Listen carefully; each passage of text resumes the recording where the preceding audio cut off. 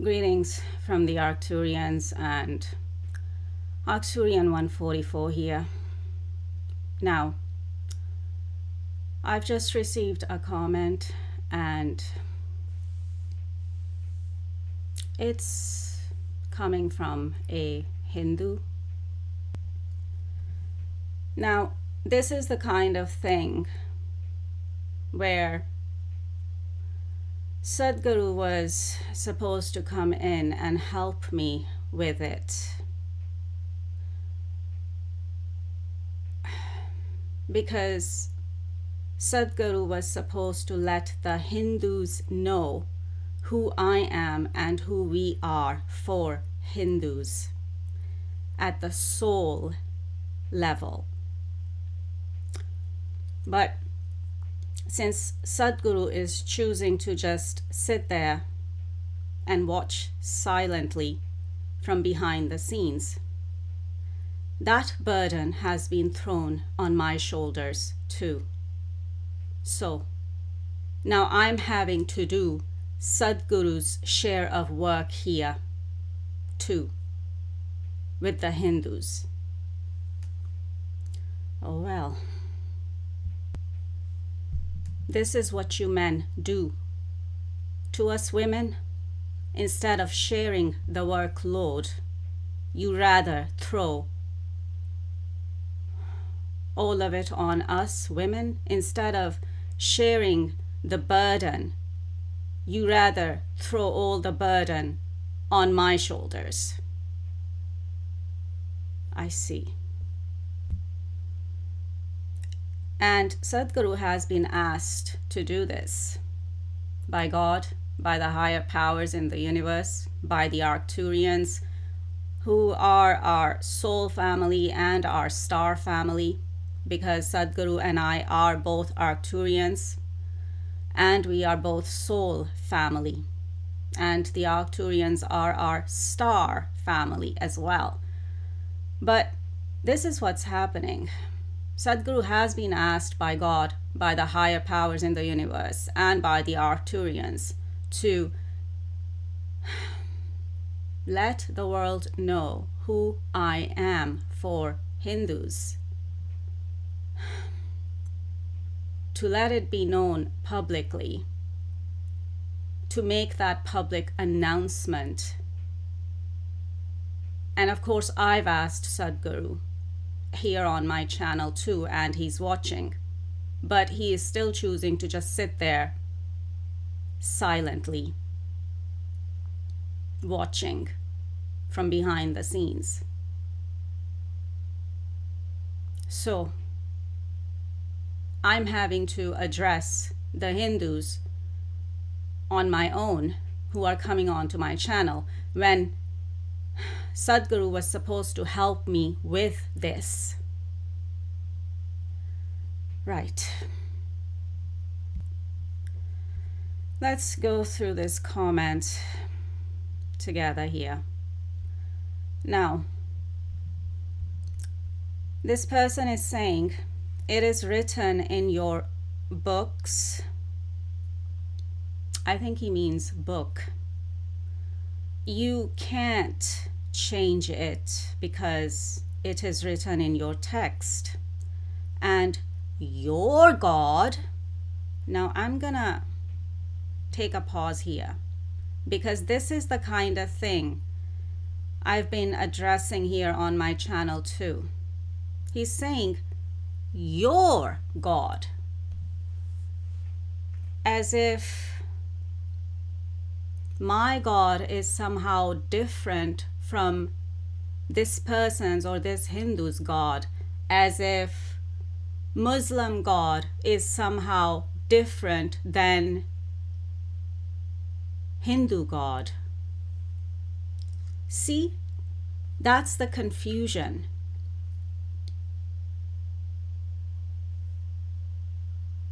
How is Muslim God different than Hindu God?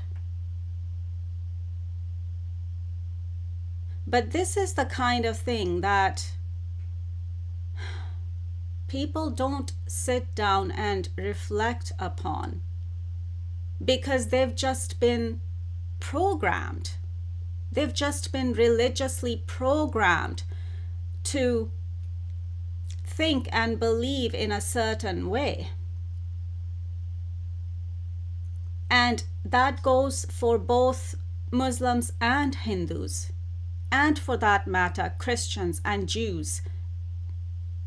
At least, the mainstream religions here on planet Earth, and for the followers of the mainstream religions here on planet Earth.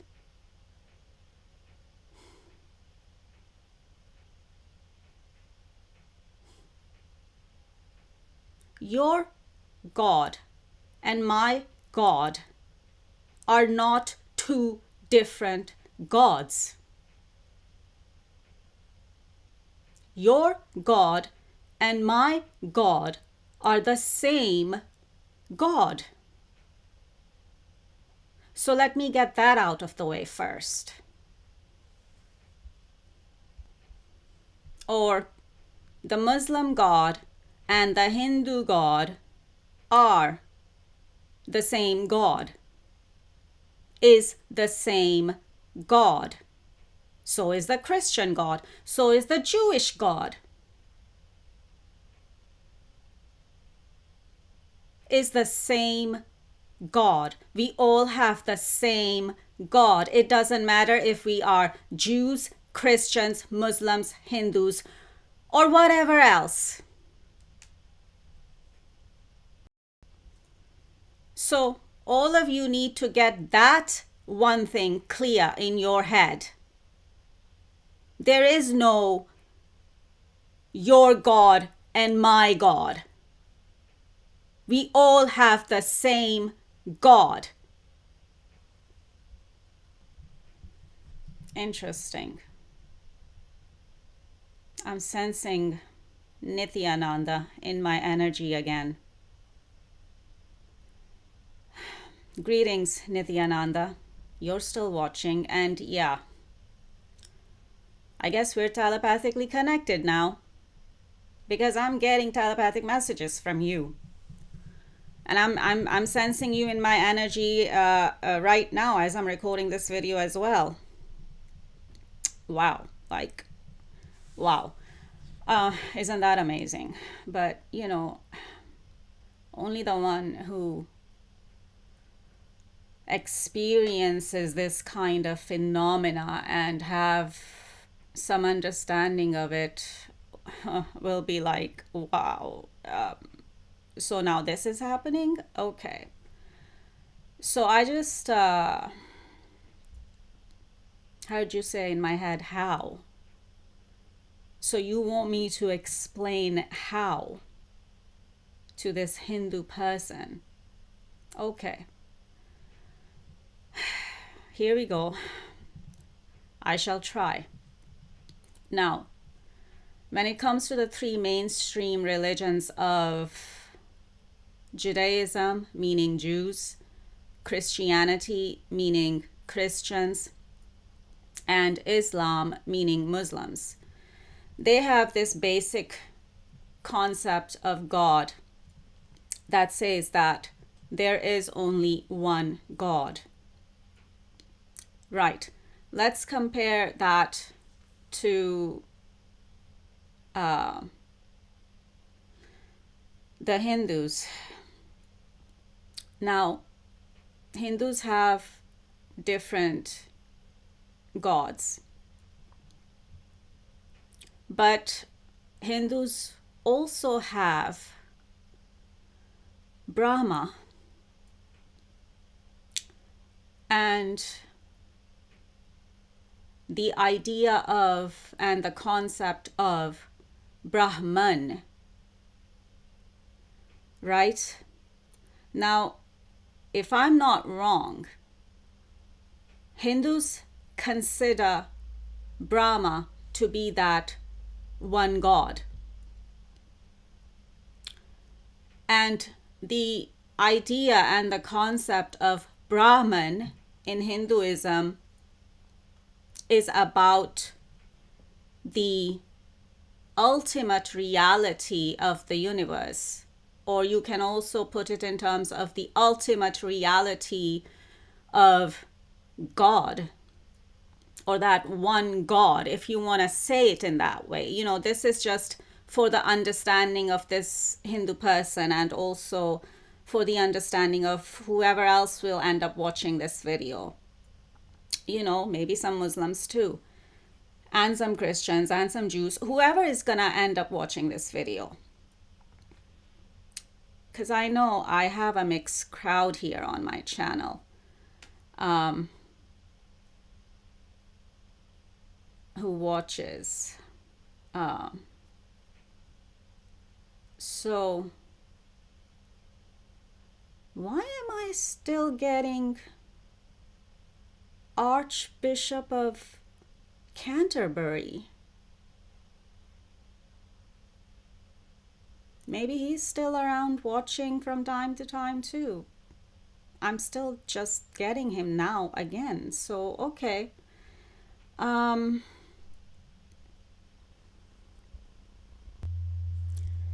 Justin Welby. Yeah, I think he is the former Archbishop of Canterbury by now. I'm just looking at his interview news headline from BBC from 2 days ago. But anyway, yeah, I got him a while back, and I got the message that he was watching, and then I just got him again. So anyway, let me go back to what I was saying. So Hindus considering Brahma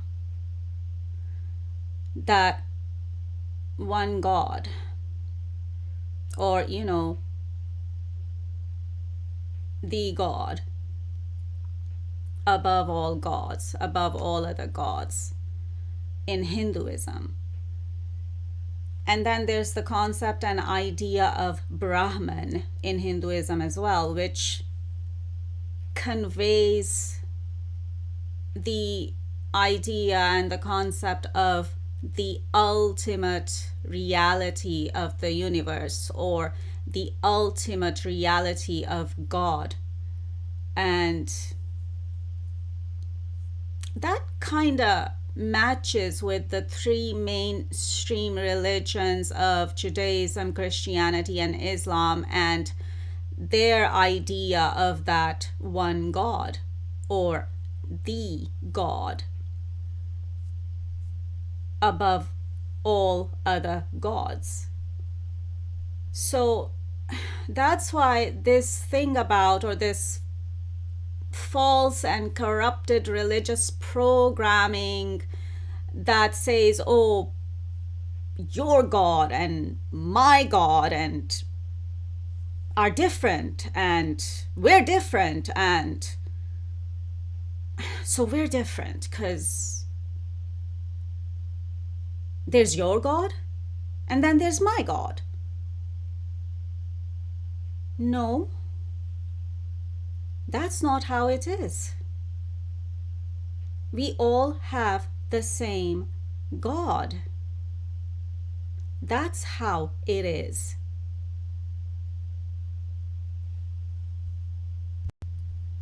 So there is no your God and my God. We all have the same God. Right, let's go back to the comment. It's saying, it is written in your books, or book, because Muslims only have one book, one holy book, the Quran. It is written in your book, you can't change it because it is written in your text, and your God has, I think you mean, has given no scope for change or anything because first, hadith, your read says, okay, this is just how it's written, but it's okay. I understand what you're trying to say here. You're trying to say that, and also the hadith says that Islamic history can't change because your God don't allow. And it is true. First, it is last message of your gods, then to say it is wrong history.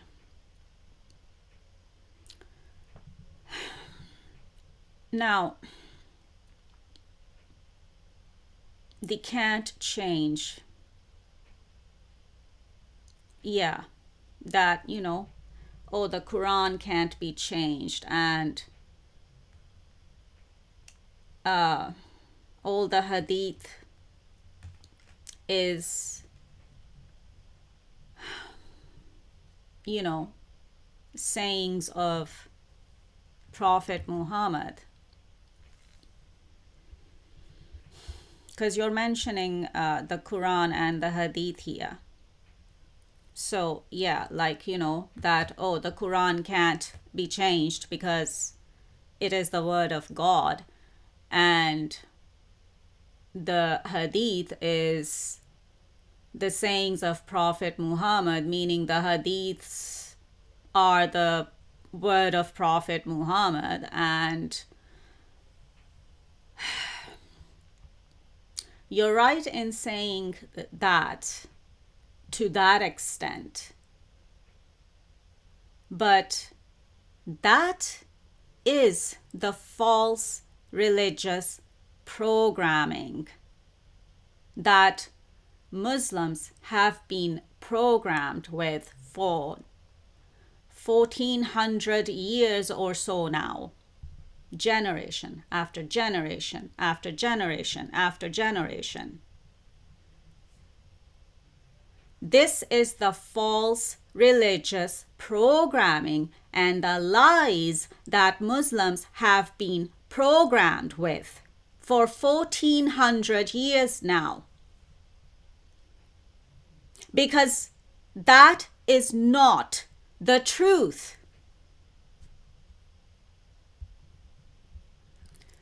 Why the heck am I getting Sadhguru's nephew right now?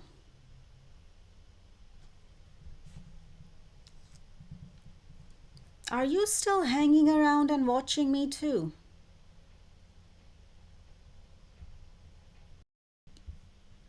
Is this Sadhguru's nephew behind this comment? And I'm getting this right when I get to the part of this comment where this person is getting sarcastic and is laughing at me. Where this person is saying,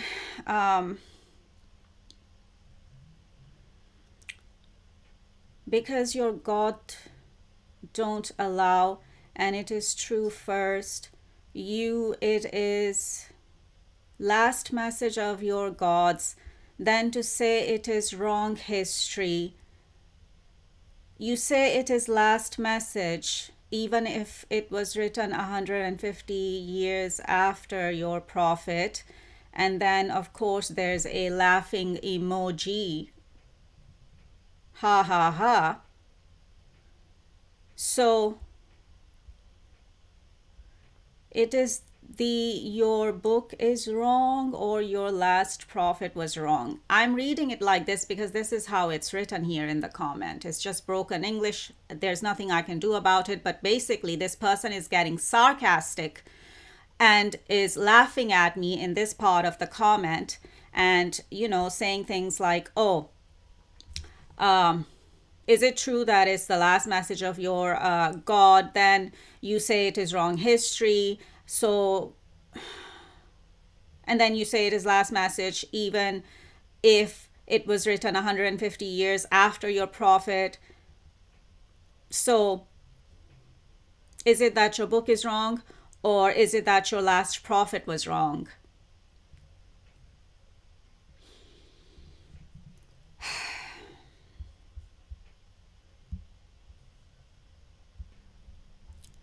Let me just wrap up this video message here. First you say, or Muslims say, it is last message of your God. Then you say it is wrong history. Yeah, that part, the history being wrong, or where I've been saying that some of the history is wrong. Some of the history is invalid. Some of the history or Islamic history is filled with lies. It's just made up lies and fabrications. Some of Islamic history is. That's what I've been saying. I haven't been saying that all of the Islamic history is wrong. I've been saying some of it is wrong, is invalid, is made up lies and fabrications. Some of it. And some of it is right. But that's the thing. Only someone like me can separate the wheat from the chaff, can separate right from wrong in Islamic history even. And then you say it is the last message even if it was written 150 years after your prophet. Yes. The Quran, the Muslim holy book, the Quran was compiled after Prophet Muhammad's death, after Prophet Muhammad was dead and gone. So, is it your book that's wrong? Or your last prophet was wrong? Well, let me just say this about that.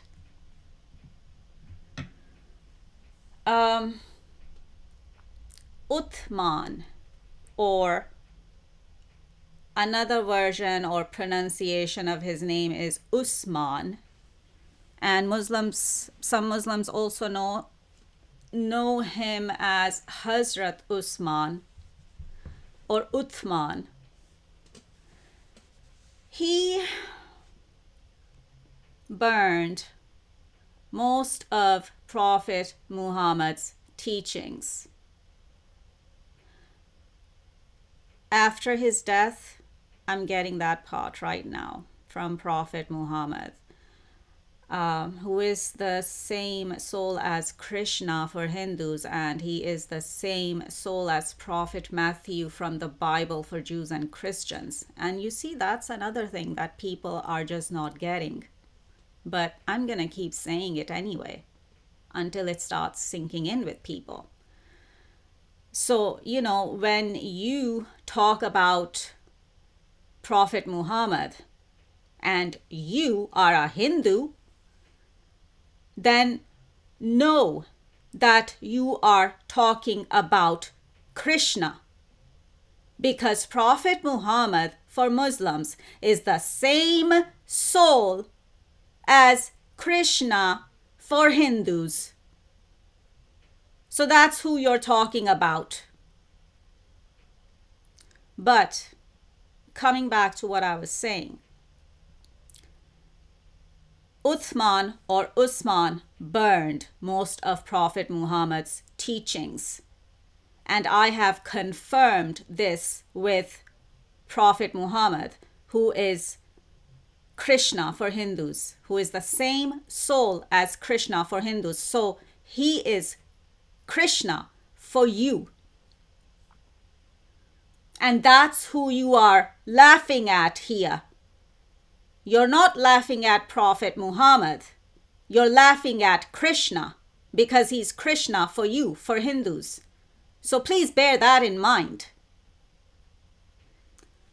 So, if most of Prophet Muhammad's teachings were burned by Uthman or Usman, and as I said, I have confirmed this with Prophet Muhammad or the spirit of Prophet Muhammad, who is the same soul as Krishna for Hindus. I have confirmed this with him, that yes, Uthman or Usman burned most of his teachings. So then, what was compiled and put down in the Muslim holy book Quran? Maybe some of Prophet Muhammad's teachings or sayings are still in there in the Muslim holy book Quran. Maybe some, yeah, of his teachings are in there. And yes, since, I've been reading the Quran slowly, some of the verses make sense to me because those verses have come from Prophet Muhammad. But then there's all the other verses in the Quran that don't make sense.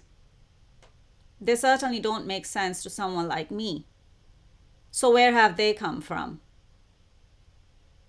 These are the questions that Muslims need to be asking and that Muslims need to be looking into now. And that's why I'm here and that's why we're here.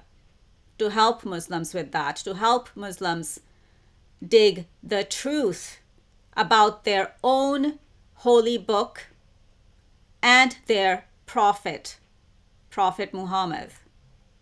And of course, Aisha as well, Prophet Muhammad's Aisha as well, because I am the reincarnation of Prophet Muhammad's wife Aisha for Muslims, and I am the reincarnation of Radha for Hindus because it's the same soul. Again, Prophet Muhammad's wife Aisha is the same soul as Goddess Radha or Radha for Hindus. So I am the reincarnation of Prophet Muhammad's wife Aisha for Muslims, but at the same time, I am also the reincarnation of Goddess Radha or Radha for Hindus, because it's the same soul reincarnating in these different lifetimes, backgrounds, religions, places, etc. As I have been repeating myself with that for a long time now. But of course, people like this person, who could very well be Sadhguru's nephew, coming at me from behind a fake account, because I'm getting that. So you still want to hang around and keep messing with me, huh? After you've been warned to leave me alone, after you've been told that you are under God's judgment, that you are under Kali Ma's judgment too. But you still want to keep hanging around and keep messing with me and keep leaving comments like this in my comment section. Again, it's the same tactic that, what's his name? Dr. Zakir Naik was using. Smear campaign. To destroy my credibility and my image. So, and doing that by leaving these kind of comments in my comment section in public so others can see it too. And then they will be like, oh, they will be confused about me too. Or just the fact that people like you just want to come in and be sarcastic and mock me and laugh at me.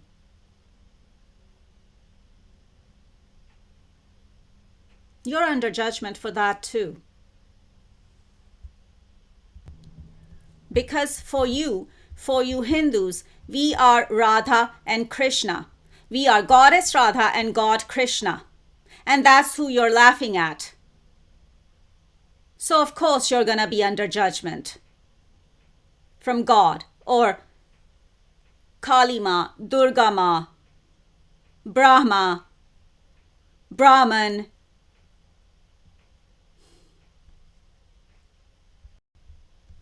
But let me come back to what I was saying. So if most of Prophet Muhammad's teachings were burned by Uthman or Usman, then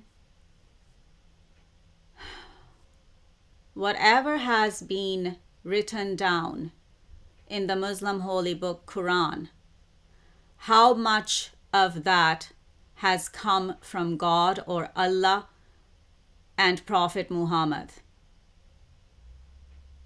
is the question here. And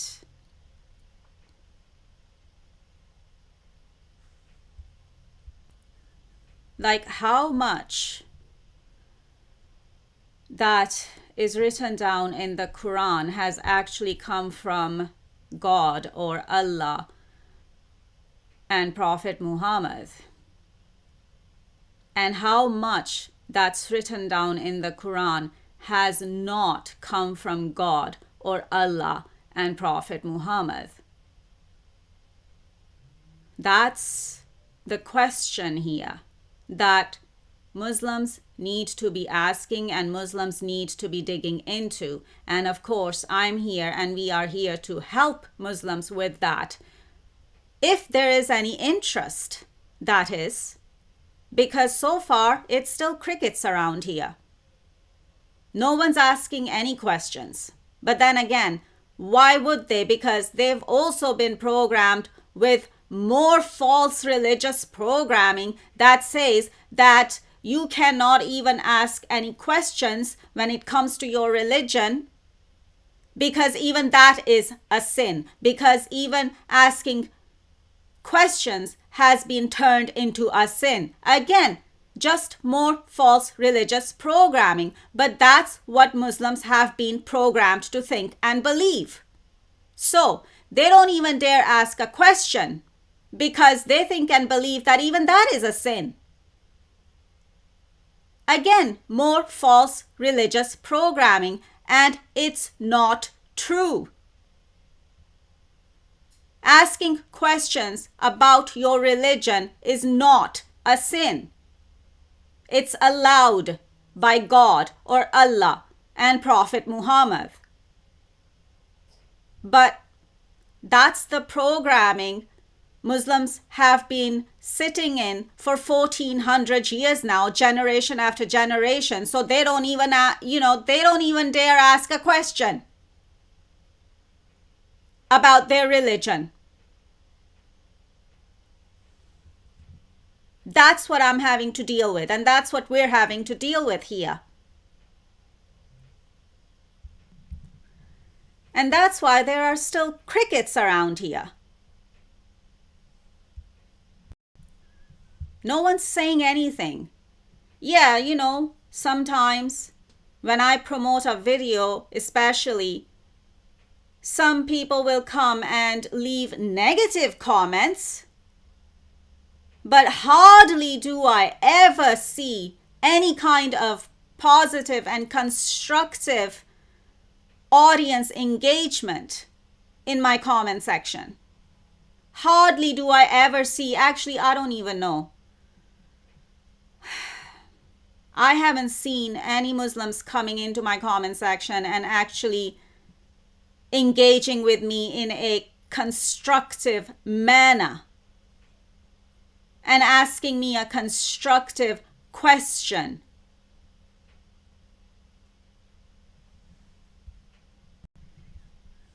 Or something they want to know about, or something that they want to know the truth about when it comes to their religion, Islam, and Prophet Muhammad and Aisha.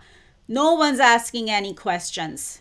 No one's asking any constructive questions. No one's coming in and engaging with me and with us in a constructive manner on that. So then what am I supposed to do? What are we supposed to do when there is no interest here? That's why there's crickets around here still. And that's why it's like this channel is not really going anywhere. Because there's just no audience interest and there's just no constructive audience engagement. Still. And it's been years I've been trying to do this work. Not trying to, I've been doing this work for years.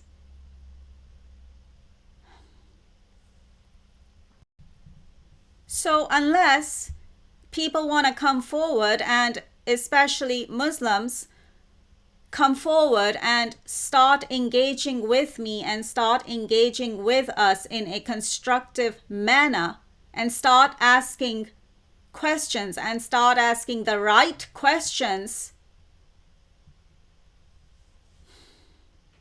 they're going to stay stuck. They're going to stay stuck here on the earth realm, which is a lower realm, which is a lower dimension, and they're not going to grow and evolve, and they're not going to go up to heaven or a higher dimension. That's what is happening here on planet Earth. And with Muslims, but also other followers of these other mainstream religions in particular, they are also stuck in their religious programming in their own way. So it's not even just the Muslims who are stuck. Jews are stuck, Christians are stuck, Hindus are stuck, and Muslims are stuck. You are all stuck in your religious programming or in your false religious programming. And you are refusing to learn any better. You are refusing to learn the truth, even about your religion or your religions, about God, about Allah, about Bhagwan. All of it. And so, resultantly, as a result, you are staying stuck here in a lower realm or in a lower dimension called planet Earth. Or well, planet Earth is a lower realm or a lower dimension, close to hell.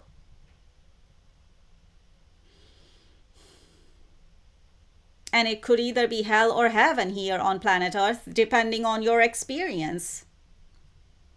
But the fact remains that people are stuck, and this is not just Muslims, this is all mainstream religions and the followers of all the mainstream religions, etc. You are all stuck here on planet Earth, which is a lower realm or a lower dimension close to hell, which is Nurk for Hindus, and it is Jahannam or Jahannam or Dozakh for Muslims, and also, Barzakh for Muslims, and it's purgatory in, it's called purgatory in Judeo-Christian terms and religious terms, and whatever the equivalent is for that when it comes to Hindus and Hinduism. So yeah, you're just all stuck here. And because you're refusing to learn the truth, because you rather stay stuck in your false religious programming or your religious programming, instead of trying to learn the truth about it all, but you're refusing to learn the truth about it all. You're refusing to learn any better because you rather stay stuck in your religious programming or false religious programming, and you rather stay stuck with the lies. You rather keep living a lie. So you're all stuck here in a lower realm and a lower dimension on planet Earth, close to hell. And planet Earth can be hell too. Or, a level of hell. Because you're all stuck in karmic cycles. That's another thing. You're all stuck in karmic cycles as well. And you don't even know it. But then again, that's why someone like me is here, back here, to teach you, to guide you. But you're refusing to learn from me. You rather do this kind of tomfoolery with me instead of learning from me and getting yourselves unstuck so you can ascend, or you can go to heaven, or you can go to a higher realm or a higher dimension, a better place. But no, you rather stay stuck here and in karmic cycles, and you rather keep repeating the same foolishness lifetime after lifetime after lifetime for thousands and thousands of years, instead of growing and evolving. So if that's what you're choosing, then that's what you're choosing with your free will. There's nothing much I can do about it. There's nothing much even God can do about it.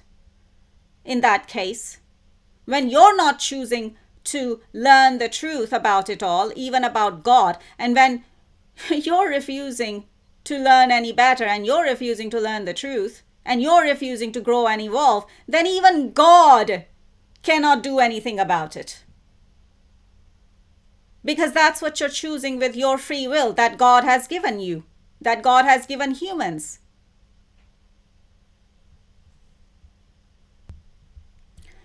That's enough. I'm going to leave it there for this one. Over and out.